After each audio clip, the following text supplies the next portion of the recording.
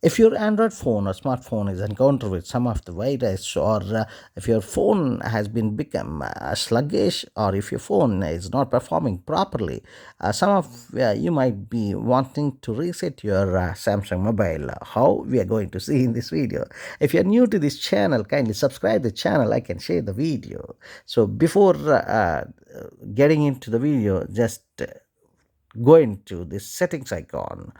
After going to settings icon, you'll be finding, so all those options are here, and just scroll up somewhere you'll be finding this option for system. If you're not finding it, you can go and search it in search bar of this settings. So mine is very clearly given under the system. Just get into system here.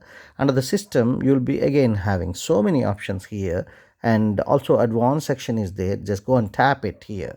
Upon going to advanced section, I will be finding very clearly for reset options. If you're not finding, again you can go and search it in system search. So mine is very clearly given reset option. Just tap it here. Upon tapping, you'll be understanding there will be so many options here: reset Wi-Fi, mobile and Bluetooth, reset app preferences, erase all data, that is factory reset.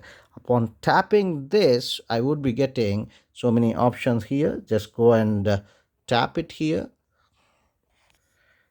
Now, upon tapping on that one, erase factory data, this would be again giving an option for erase all data. Upon just tapping this one, your entire phone would be reset to the default state, and all those factory reset would happen, and initial stage would come back to your phone. That's so easy to wipe off everything and come into the starting stage. That's helpful, right? Thank you so much for watching this video. See you in the next one.